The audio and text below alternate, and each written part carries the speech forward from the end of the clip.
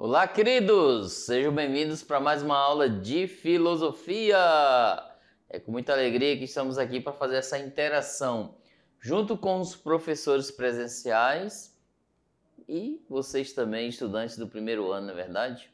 Eu sou o professor Hélio e estou aqui nesse momento para trazer um pouco de conhecimento. Olha só, agora nós vamos falando das escolas lá no período clássico, saindo da era clássica para a era helenística, duas partes, foram duas aulas, né, pra gente se interagir. E agora, gente, vamos dar um salto, tá? Passar pro próximo. É a linha do tempo da filosofia, veja bem, né? Cada momento da nossa vida. Quer ver? Vocês têm o quê? Aí uns 13, 12, 15 anos, ou mais ou menos, né? Se você fizer uma linha do tempo da sua vida, veja bem lá, ó. Coloca o marco no meio aí, 8 anos. Aí, ó. O que eu fiz antes de 8 anos e o que eu fiz depois de 8 anos. A história funciona assim, tá? Vocês podem se inserir nelas, nessa linha do tempo. E agora nós vamos saltar, né, das escolas helenísticas, questão do Sócrates, né, nessa perspectiva. Agora vamos para a patrística, ou seja, o período medieval. Aí nós vamos fazer uma alusão um pouco à Idade Média. Olha só, já estamos nela, quase chegando no contemporâneo, não é verdade? Ó, nós estamos fazendo uma caminhada do passo a passo da construção do conhecimento. E nós iremos agora conhecer dois períodos da Idade Média, que é a patrística, e lá no final a escolástica, os dois extremos, no início, século VII, o outro século XII. E dois pensadores principais desse período, ok? Então é dentro dessa perspectiva que a nossa aula vai se iniciar. Um grande abraço, vamos lá! Bem-vindos! Aí está, galera, ó, filosofia medieval, a patrística e a escolástica. Nós vamos ver um pouquinho sobre algumas características desse período da Idade Média. Aí vamos ver a alusão um pouco, uma breve explanação sobre a patrística e a escolástica. Tudo isso recheado dentro dessa aula, ok? E olha aí, ó, nós temos um pensador da época, né? Filosofia medieval, a patrística e a escolástica, gente, como se fosse um mediador daquela época. E veja bem, a filosofia medieval e suas características. Vamos às fotos do período, a gente tem alguma coisa. Por volta do século II, ó, já não é mais o AC, é DC, ó. É depois de Cristo, que é um marco da história, ok? O cristianismo começou a ganhar força, tá aí, ó. Em contraposição à cultura greco-romana, então vigente. Então, assim, veja só, lá na aula anterior, vocês viram que o período helenístico, né, greco-romano, né, por ter domínio do império, etc., ganhou espaço. Aí já na Idade Média, depois de Cristo, o período, o cristianismo depois da liberação para o seu culto, etc., ganhou-se espaço também, né, em contraposição greco-romana. Inclusive, vocês vão ver essas questões não só no âmbito da história, nós estamos vendo aqui no âmbito da história da filosofia.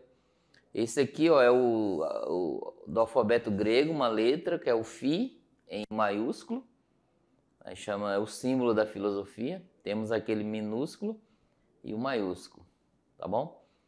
Aí, gente, o cristianismo pôs-se culturalmente a ter iniciativa, a questão de dizer, olha, vamos sobrepor agora o cristianismo aqui, porque ganhou força, certo? E o que eles cultuavam no âmbito da religião? Essa questão de vários deuses. E o cristianismo não, ele chegou, né, com apenas um Deus. É monoteísmo. E já lá no helenismo, né, por causa das várias culturas, várias religiões, etc., que era o politeísmo, vários deuses. Então vamos lá adentrar aí nesse contexto, bem interessante. O cristianismo de início, perseguido, né, já naquele período, ao começar a ser aceito e expandido, se contrapôs às concepções tradicionais, a fim de conseguir adeptos para sua fé. Então, eles queriam ganhar espaço, queriam adeptos, angariar, né, pessoas para que o aprovasse, né, o gostasse daquela situação. Então, eles foram buscar adeptos. O cristianismo surgiu no interior do Império Romano, a partir do ano 1 de nossa era, com os seguidores dos ensinamentos de Cristo. Então, mais ou menos assim, ó, vamos fazer o que eu já falei, mas uma linha do tempo aqui, ó. O ano 0 aqui. Aí o ano 1, 2, 3, 4. 1, 2, 3, 4. Aqui, desse lado, é antes de Cristo e desse é depois de Cristo. Então, o ano 1 é bem aqui, ó. 1, 2 e 4. Aqui também é o contrário, vai subindo. 1, 2, 3, 4. Então o ano veio descendo até o ano 0, que é aqui, de Cristo. Antes e depois, por isso que eles falam. Então, aqui mais ou menos nesse período aqui, com os seguidores dos ensinamentos de Cristo, constituía originalmente uma corrente heterodoxa, né, do judaísmo e manteve as escrituras hebraicas, que seria o Velho Testamento, como parte de seu livro sagrado, a Bíblia. Então a Bíblia ela é separada aqui no Antigo Testamento e no Novo Testamento. O desenvolvimento inicial ocorreu com a edificação da Igreja Católica. Edificar é o crescimento, etc. Única representante da fé cristã por muitos séculos, até o início da Idade Moderna. Veja bem. Então, assim, é claro que as religiões dentro do formato cristão, né, nesse contexto, eles localizam dentro da história alguns contextos que dizem, ó, nós começamos lá naquele período. Mas na perspectiva datada mesmo, original, as outras comunidades cristãs que não seja a católica, ela vem surgindo na modernidade, ok? Nesse período. Começou-se lá com Martinho Lutero, onde vocês vão percebendo, houve o cisma, que é a separação. Inclusive tem um filme, Lutero. Vocês podem até assistir para ver o contexto, etc. Tá bom? Muito interessante esse filme. Aí, nessa perspectiva, o cristianismo, ele agaranhou, né? Ele conseguiu, juntou ao seu redor adeptos de pessoas que o apoiassem. Então, as pessoas são assim, no âmbito que envolve muitas pessoas. Lembra lá na Grécia Antiga que eles, para ter espaço e conseguir pessoas que o apoiassem, era nessa ter a retórica, falar bem. Então é nessa perspectiva. A Igreja Católica ela foi edificando-se, ou seja, ganhando espaço depois que foi autorizada, questão de Constantino, no âmbito da história. Ela procurou ganhar o mais, né, grandes, né, adeptos para seguir Cristo, cristianismo. Então, ela, por ser a Igreja Católica dentro do cristianismo, ela foi considerada uma das que perdurou por muitos séculos, né, unicamente, nessa perspectiva, tá? Então, vamos lá, continuando ali. Era uma época de grande penetração da filosofia grega entre as autoridades e as camadas mais cultas de Roma, de suas províncias e da Europa medieval. Então, a filosofia também ela ganhou, foi inserida, né? Ela foi colocada, né, perante as autoridades, ou seja, ganhou espaço aí, nessa perspectiva, nesse período. Boa parte da doutrina cristã integra elementos de diversas correntes do pensamento grego. Então tá aí. Olha só. Nós falamos alguns exemplos nas aulas anteriores, algumas correntes. O estoicismo, o cinismo, o que mais? Vocês vão estudar lá no segundo ano o racionalismo. Aí, agora na Idade Média, inclusive vocês vão estudar também no segundo ano, o dogmatismo, que é provindo da Idade Média. Então, várias correntes de pensamentos foram usadas porque a filosofia ganhou espaço. O cristianismo também ganhou espaço nesse período. Ou seja, trabalharam-se os dois âmbitos. E aí, gente, por causa dessa situação, surgiu um embate, um diálogo, uma pesquisa lá nesse meio. De quê? Entre a fé e a razão. A fé, vamos dar um sinal. A fé e a razão. Então, fides et ratio. Ou seja, a fé espiritual e a ciência. Então, houve esse embate, essa questão, né? O diálogo. Como se pode usar essa razão, né? Como se funciona, etc. Vocês viram no anterior, né? No clássico, lá os pensadores, os sentidos ajudam a adquirir e entrar inicialmente o conhecimento na vida da pessoa, pelos sentidos. Mas o que paira mesmo é a questão do racional, nessa perspectiva, a razão, a pesquisa, a análise, etc. Experimento. E na Idade Média entra essa duplicidade entre fé e razão. Será que elas andam juntas? Vamos lá, olha aí. A tarefa de construir essa doutrina foi realizada, essa corrente de pensamento, foi realizada por quem? Pelos padres da igreja e outros eclesiásticos, com o propósito de explicar e justificar diversos aspectos de sua fé. Então, assim, eles, né, vários pensadores, padres do período da Igreja Católica, na Idade Média, aí no início tem Agostinho, e lá no final, Tomás de Aquino, entre outros, tá? Abelardo, etc. Então, eles eram professores também, né, nessa perspectiva. Então, eles queriam justificar sua fé através do pensamento racional, tentando, pelo menos, justificar isso, o que traz, né? Inclusive, no âmbito da história, eles colocam, lá no segundo ano veremos isso. Só dando um spoiler, na verdade. É para adiantar, para vocês não desanimarem da filosofia, ok? Eles consideram, no âmbito da história, esse período da Idade Média como das trevas, ou seja, a escuridão, pela fé somente, tal, aí acho que tampa os olhos, somente agir pela fé. Aí pela razão surgiu, né, o destaque, que é o iluminismo. Então, nessa perspectiva. Voltando, olha só, nesse processo não se poderia contrair as verdades reveladas por Deus, contrariar, tá? Desculpa. Aos humanos ou as suas interpretações das escrituras sagradas. Então, tá aqui os escritos, as tradições, etc., no âmbito da religião, aquilo da teologia. Mas a gente não podia contrariar isso, e contra. É uma barreira se protegendo a questão. As verdades que eles consideram reveladas por Deus.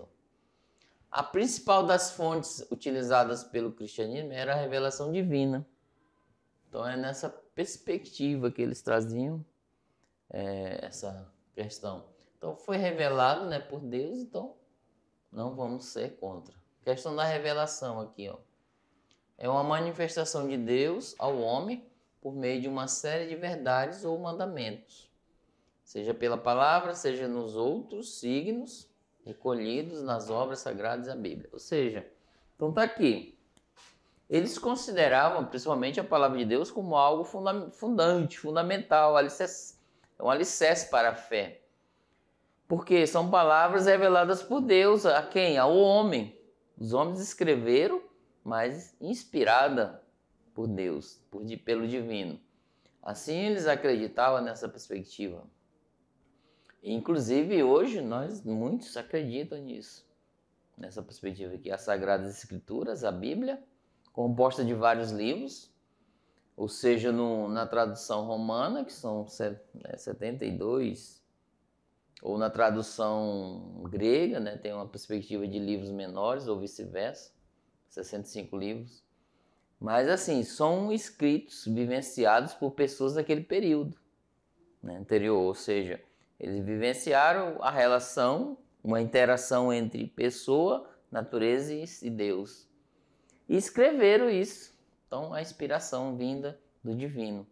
Ou seja, se eu tenho uma experiência de fé com Deus e eu quero registrar isso, eu posso escrever um livro quanto a isso. Então é nessa perspectiva, tá? Que funcionava. Ok? Voltando lá, vamos. Ó, fé versus razão. Ou seja, de um lado temos a fé, ó, gente, do outro a razão. É como se fosse no futebol, era um time e outro. Mas a questão do espiritual é a questão do físico, né? A razão, o pensamento. O cristianismo baseia-se na fé, na crença irrestrita, às vezes reveladas por Deus, alguns intermediários relatados nas Sagradas Escrituras e interpretadas segundo as autoridades da igreja. Então é nessa perspectiva, olha só, vem aqui comigo.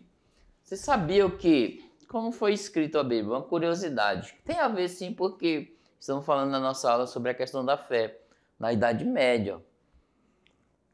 Em que eles escreveram? Se as escrituras foram inspiradas por Deus, o homem que escreveu, mas houve o intermédio de Deus.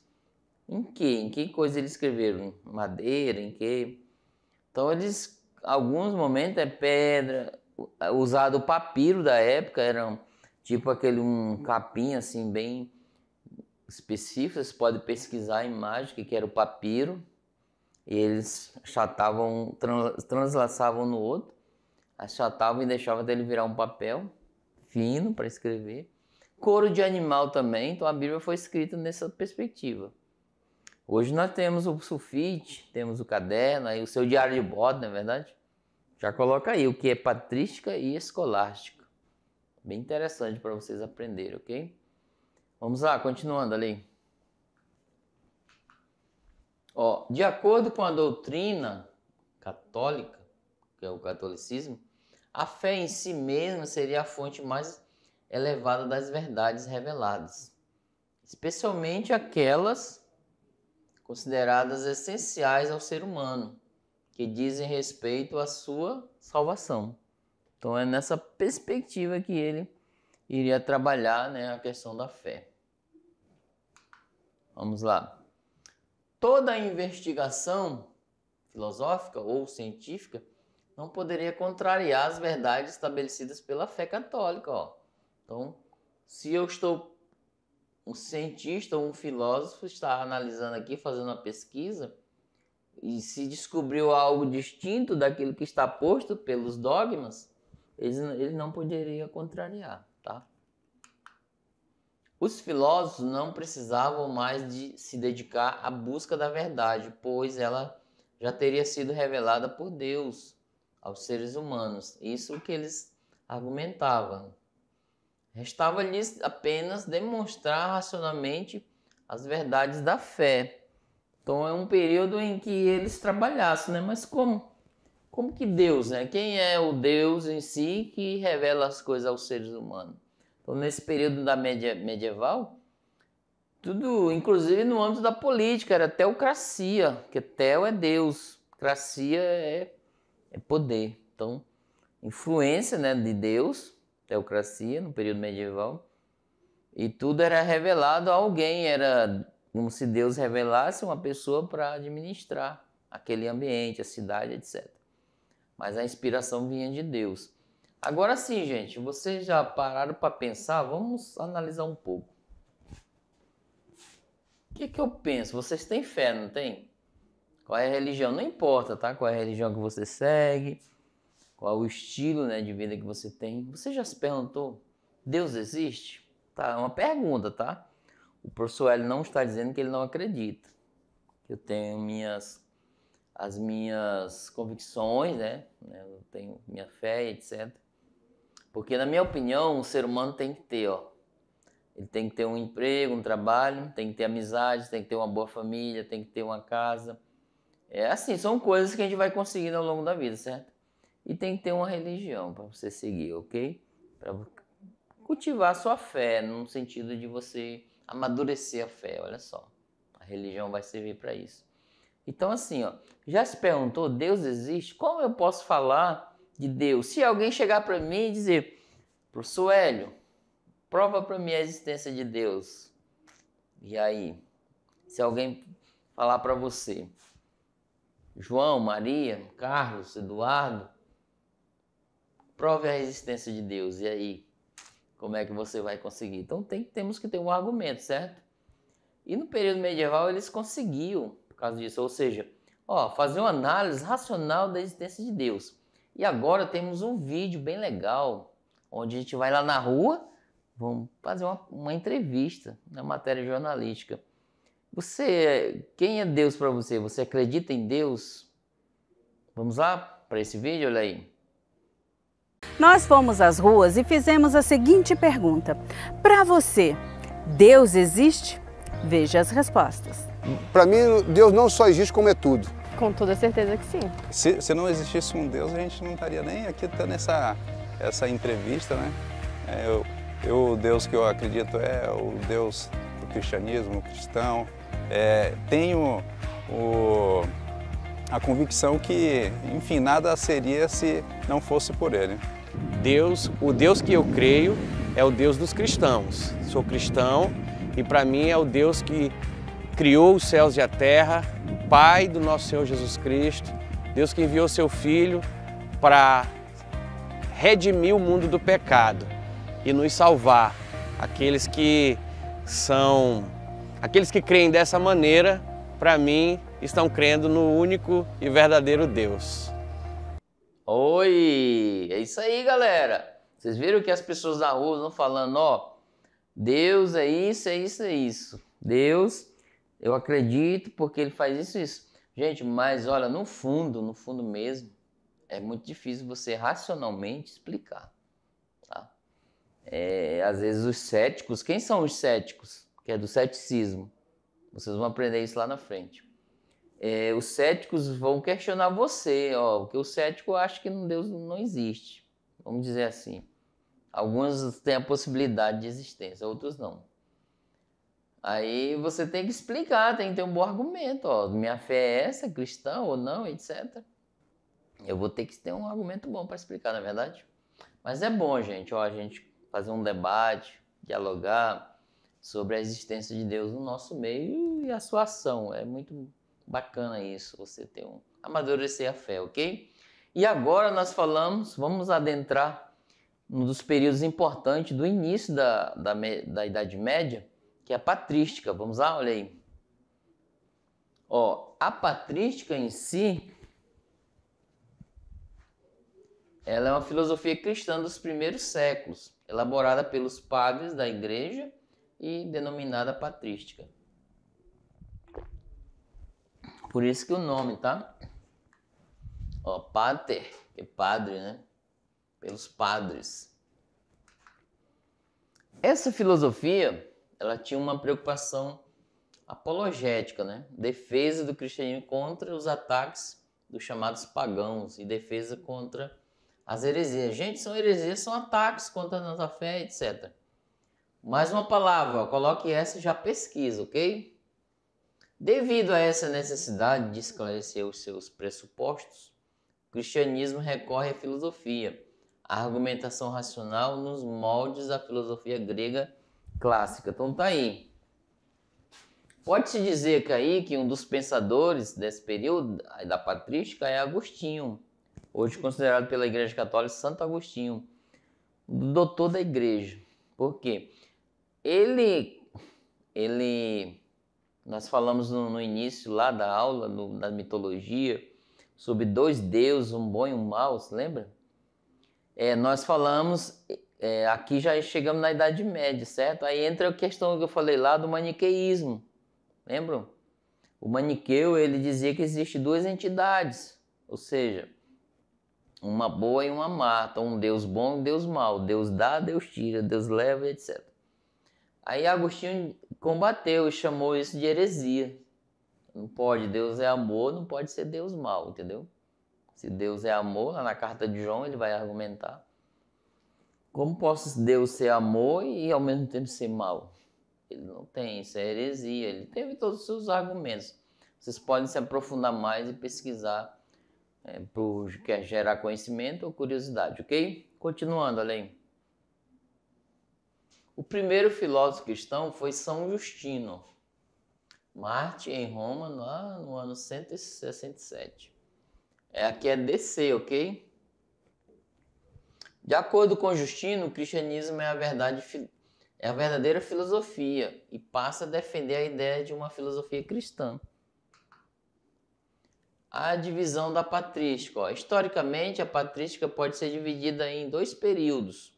O inicial, né, que vai do ano 200, é uma filosofia praticamente de defesa, né, contra os adversários. Aqui eles usaram muita retórica, dos gregos, tá?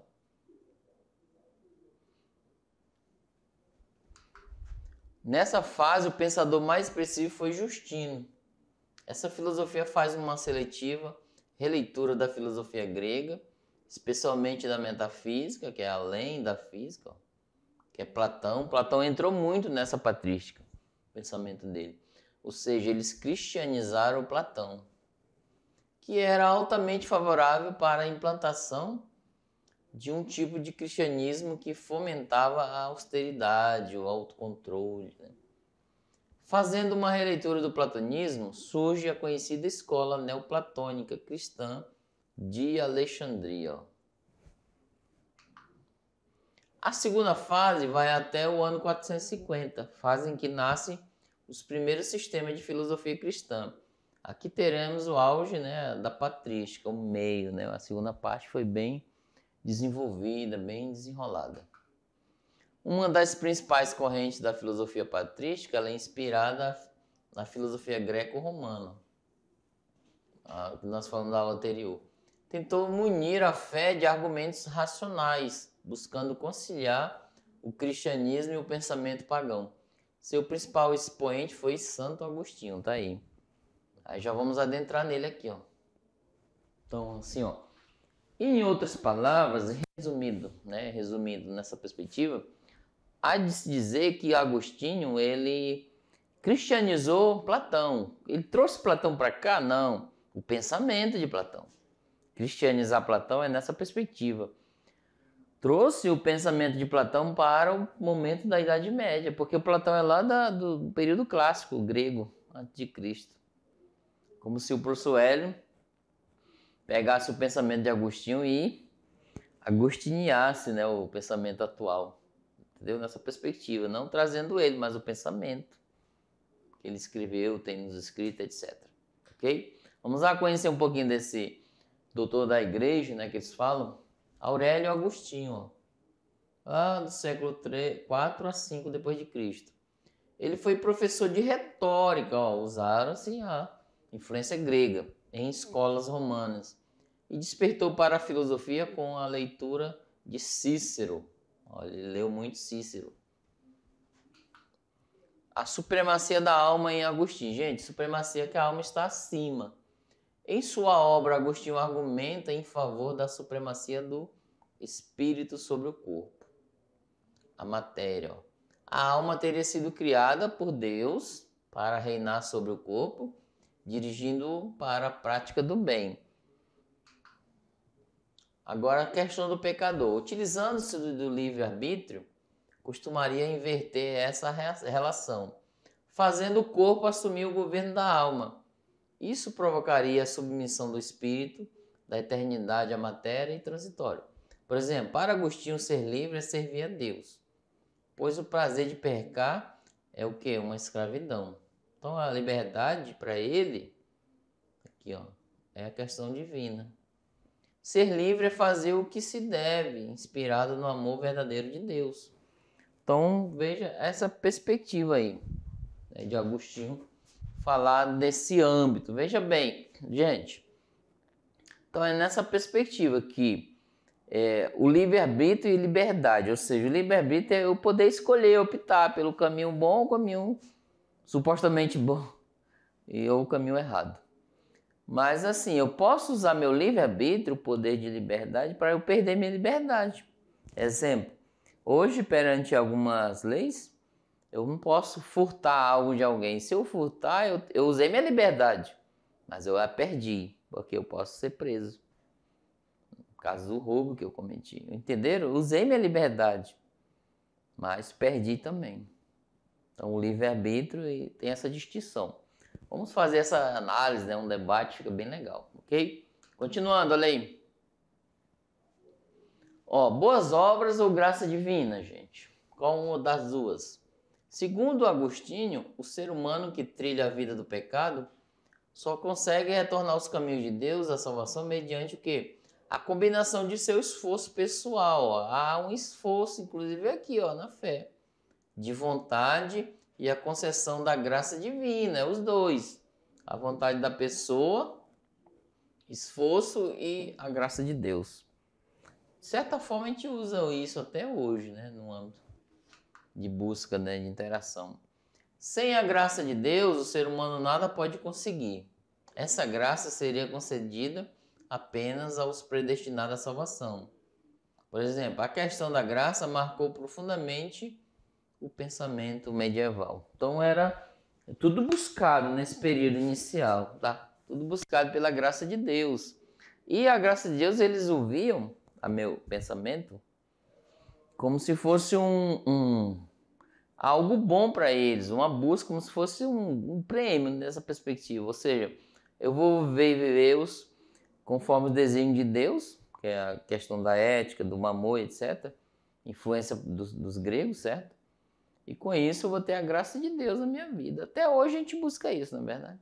É os caminhos bons, né, da vida. E agora nós falamos um pouco, lembra que as nossas aulas, ela é bem breve a explanação para a gente seguir o rumo, certo? Adentrar mais. E agora vamos para o segundo período da Idade Média. Desculpa, a Idade Média é a escolástica.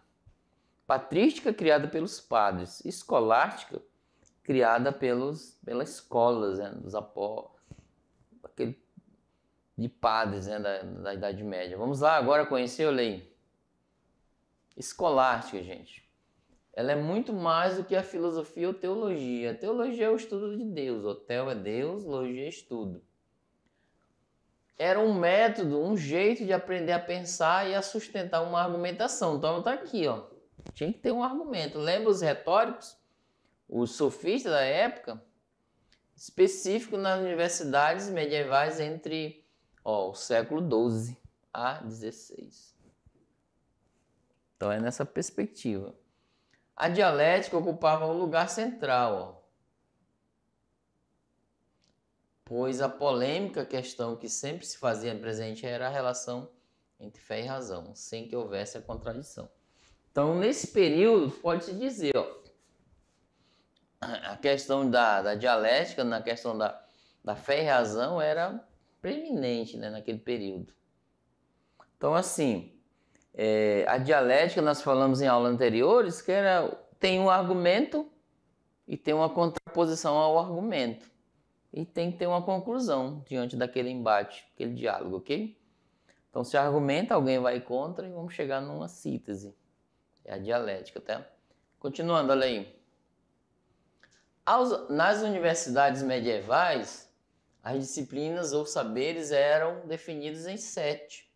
Esses saberes eram estruturados em 2 grupos, aqui, trivium e quadrivium, né? Do latim.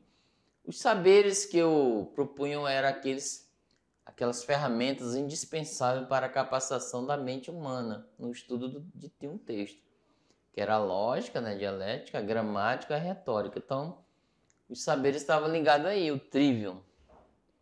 E o quadrivium incluía os saberes voltados ao estudo do objeto, a aritmética, a música, a geometria e a astronomia. Então, o conhecimento em si era separado em 2 grupos. Todas elas estavam submetidas ao quê? À teologia, a estudo de Deus. Ok? Aí, a partir do século VIII, o aristotelismo, que é, gente, a influência de Aristóteles, tá? Do pensador. Penetrou de forma profunda o pensamento escolástico. Isso se deveu à descoberta de muitas obras de Aristóteles, desconhecidas até então. Principais questões da filosofia escolástica: a questão da razão e da fé, da teologia, as investigações científicas e filosóficas não poderiam ir contra as verdades da fé, a prova da existência de Deus e da imortalidade da alma, Essa aqui, gente, tem inclusive um livro que é de João Paulo II que fala assim, ó, Fides et Ratio, fé, que significa fé e razão. É um livro que ele fala sobre a importância dos dois. Fé e razão andam juntas, tá? Ele fala muito essa importância do questionar. Agora só, eu falei que Agostinho, no início da Idade Média, ele fez uma espécie de cristianizou o pensamento de Platão. Na escolástica, Tomás de Aquino e outros pensadores do período, ele que é o principal, eles cristianizaram Aristóteles, o pensamento dele. Interessante, olha só que legal. Vamos lá, continuando. Agora entra ele aqui, ó, Tomás de Aquino. A filosofia de Tomás de Aquino, lá do século XIII, também teve o objetivo, claro, de não contrariar a fé. Então, eles não queriam contrariar a fé. Tomás de Aquino reviveu em grande parte o pensamento aristotélico, em busca de argumentos que explicassem os principais aspectos da fé cristã. Ele fez da filosofia de Aristóteles um instrumento de serviço à solução para os problemas teológicos que enfrentava da época, as heresias, etc. Ó, ser e essência para Aquino, para Tomás de Aquino. O que é o ser? O que é uma essência? Uma novidade trazida por Tomás de Aquino é a distinção entre ser, que é a existência, né? E a essência, o que implicou a metafísica em duas partes. A do ser em geral e a do ser pleno, que é Deus. Ser é um estado das coisas, em termos aristotélicos. Um ato, ó, lembra? Nós falamos do ato em potência. Dessa forma, ser não é algo, mas um estado de algo. Então, olha só. Em todas as criaturas, o ser ou existe, né? O existir é diferente da sua essência. Para um ser humano, existir é continuar sendo a sua essência, ser humano. Quando ele deixa de existir, sua essência desaparece. É o pensamento de Epicuro, nós vimos, né? Ele morre, a morte passa. Quando a morte passa a existir, deixamos de ser, de existir. O único ser realmente pleno no qual o ser existe, a essência, e se identificam, é Deus. Deus é ato puro. Aí as nossas referências. Então, há duas perspectivas, né? Na primeira, da patrística, Agostinho, o principal, lutaram contra as heresias de maniqueísmo, etc. A segunda parte é mais preservar isso, né, através do diálogo da metafísica. Então existe um ser, não uma essência que ela, inclusive o Aristóteles vai dizer, é um motor imóvel, que move tudo e não é movido por nada, que no caso Tomás vai dizer que é Deus.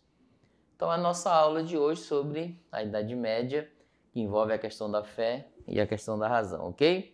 E não saia daí não, daqui a pouco a gente volta. Grande abraço, tchau, tchau.